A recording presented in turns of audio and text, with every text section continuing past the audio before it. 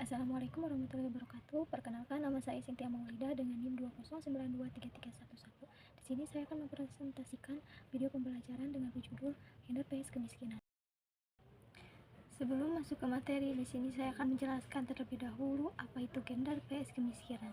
Istilah gender vs kemiskinan merujuk pada hubungan antara gender, peran sosial laki-laki dan perempuan, dan kemiskinan, serta bagaimana keduanya saling mempengaruhi.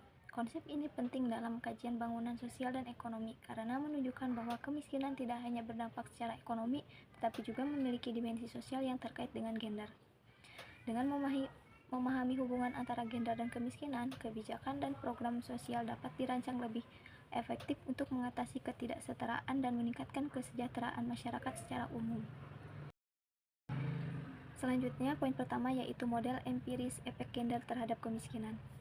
Penelitian ini merupakan penelitian kuantitatif yang menggunakan data sekunder yang terdiri atas data tingkat kemiskinan IPG, IDG, rasio upah laki-laki terhadap perempuan, pertumbuhan ekonomi, pembentukan modal tetap bruto, dan tingkat pengangguran terbuka yang bersumber dari BPS. Riset ini dilakukan selama periode tahun 2010 hingga 2022 di 34 provinsi di Indonesia. Metode analisis data panel merupakan metode yang digunakan untuk analisis empiris dengan data yang lebih dinamis. Data panel adalah hasil observasi terhadap kumpulan dari data cross-section dan tim series. Menurut Widarjono 2017, data panel memiliki beberapa keuntungan, diantaranya yaitu data panel menggabungkan informasi dari data tim series dan cross-section untuk mengatasi masalah yang muncul ketika ada masalah penghilang variabel, omitted variable. Selanjutnya yaitu berikut spesifik model empiris pada penelitian ini dimodifikasi dari Putri dan Fahrudin 2016 dan Aujar 2021, yaitu ada model pertama, model kedua, dan model ketiga.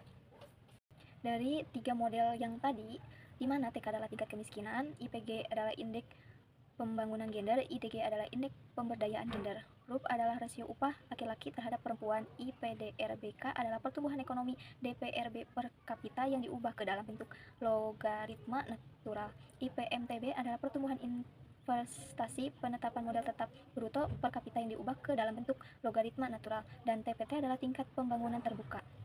Adalah parameter estimasi. Adalah error term, I adalah data cross section 34 provinsi, dan T adalah data tim series tahun 2010 sampai 2022. Selanjutnya yang kedua yaitu ada efek gender terhadap kemiskinan. Dalam analisis regresi data panel terhadap tiga pengujian penting untuk menentukan teknik pemilihan model yang terbaik dalam penelitian.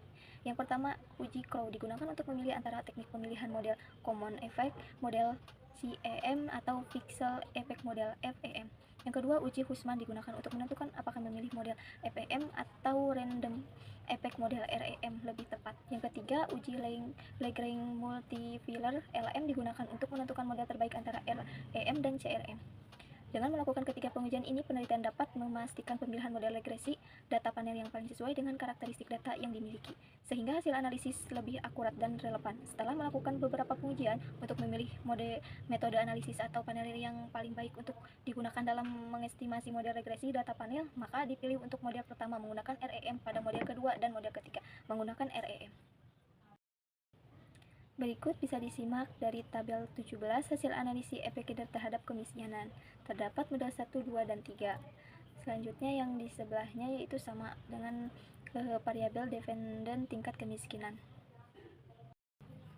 Dari hasil tabel tadi dirangkum, yaitu nilai tersebut menjelaskan bahwa variabel independen penelitian pada masing-masing simultan dapat menjelaskan variabel dependen dari data terkecil 0,12% sampai 0,37%. Karena dari ketiga model tersebut mendapatkan nilai R square di bawah 0,5, maka kemungkinan ada faktor lain dari error yang lebih besar yang dapat menjelaskan dan mempengaruhi di luar model regresi.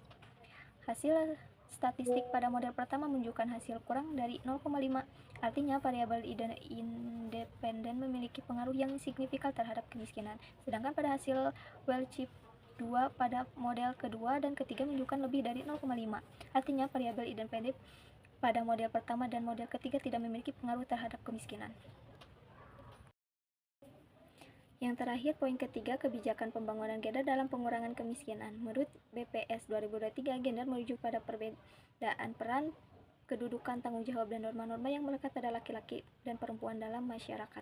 Kesetaraan gender di Indonesia diukur melalui Indeks Pembangunan Gender (IPG) yang mencerminkan pencapaian laki-laki dan perempuan.